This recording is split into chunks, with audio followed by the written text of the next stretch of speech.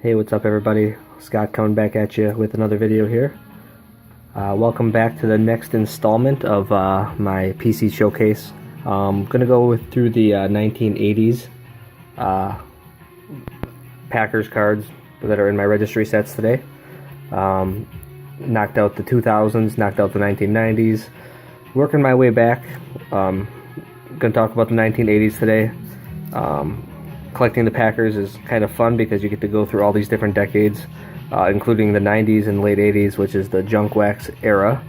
And, not a ton of valuable cards in the 90s and 80s, as far as like rookie cards for these registry sets, but they are, it's all part of the game.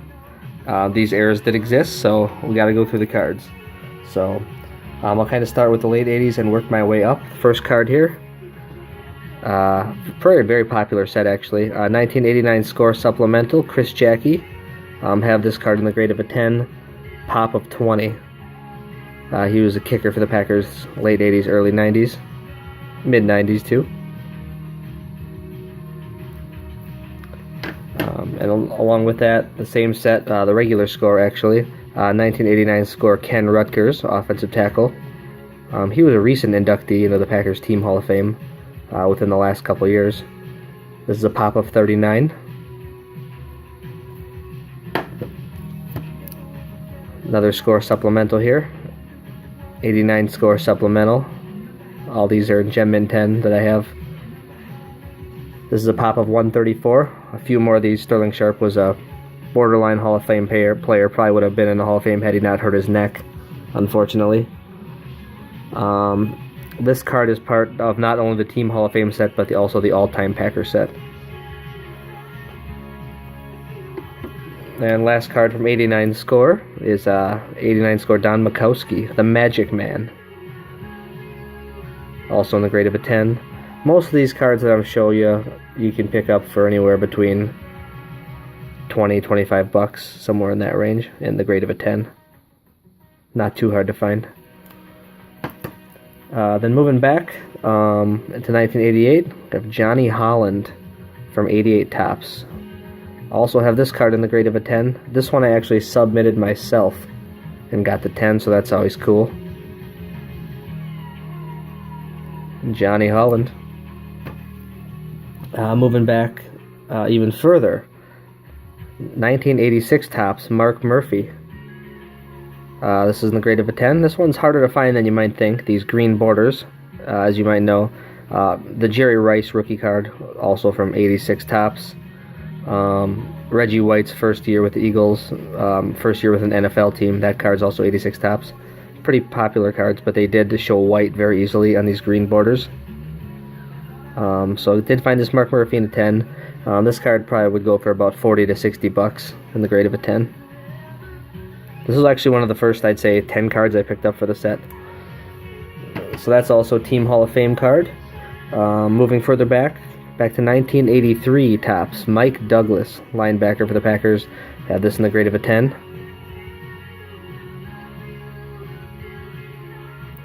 Pop of only 9 on Mike Douglas. That last Mark Murphy was pop of 13. Johnny Holland I showed you was pop 15. And also from that same year, 88 3 Topps, is John Anderson. This card's pretty low pop of only 8. This card probably would go for a little more, probably in that $75 to $80 range. No, not the same John Anderson that brought you Straight Tequila Night and Seminole Wind, for all you country music fans out there. Not the same guy.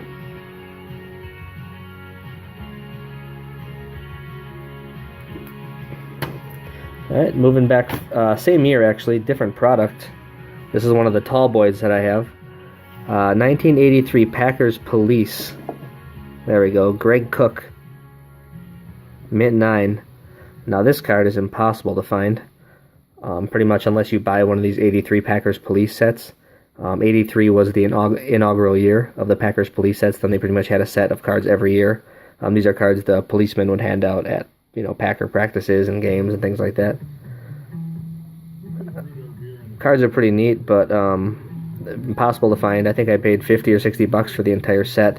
because it is that inaugural set, it's not very easy to find, and it does hold some value. So I ended up buying the whole set just to get the Greg Cook, subbed it myself, and got a 9. This card's pop of 2 graded higher. I'd love to find this in a 10 at some point. If I could actually find a single raw on eBay, I would certainly buy it and try to get a 10. But I don't feel like buying a whole other set just to try to get a 10. Pretty cool card, though. Let's see here. What else do we have? Moving 1 year back, another more recent inductee in the last 2 years. Mark Lee. Corner for the Packers. Grade of a 10. This one I subbed myself as well and got a 10. I did pretty well, actually. I subbed 4 of these. I want to say 2 9s and 2 10s. I ended up selling one of the 10s and kept this bad boy. Mark Lee. Moving back 1 more year. 1981 Topps. Yes, Jan Stenerud did play for the Packers, obviously known for playing with the Chiefs. His NFL Hall of Fame card, rookie card, is with the Chiefs. This is not his rookie card, but this is his first year in a Packers uniform. He did kick with the Packers for a couple years in the early 80s. This card, actually, there's no 10s ever been graded, and this card's more pricey than you think. You could probably pick it up in the $50 to $75 range. Pretty cool, Jan Stenerud. Next up, from the same year, 1981 Topps Jerry Ellis in the grade of a 10. This bad boy's pop up 12. He was a running back for the Packers in the early 80s. Packers were not that good in the 80s. They did have some offense, but no defense, and they didn't win a ton of games in the 80s.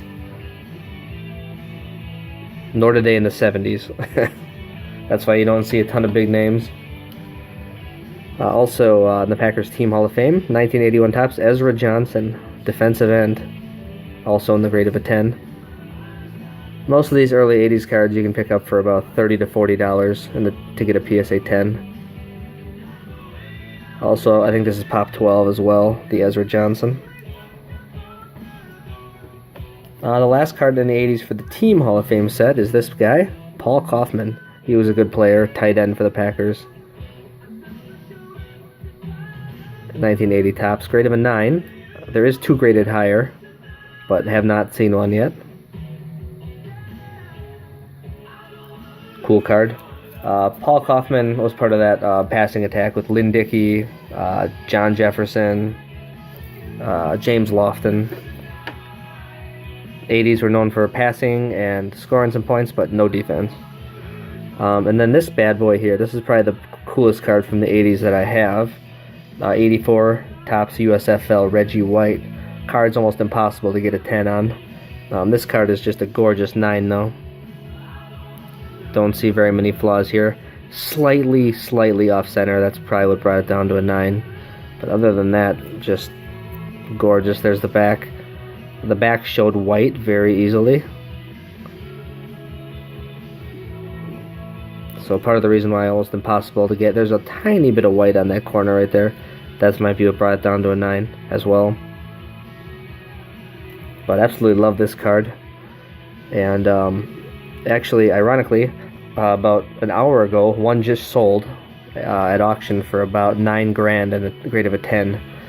Now there are 5 10s in existence, and one sold about a month ago through PWCC. Sold for I think it was $14,000, which is an insanely high price, but nonetheless it did sell. And then that, I think, inspired somebody else to put up their PSA 10, and that one ended up selling for $9,000.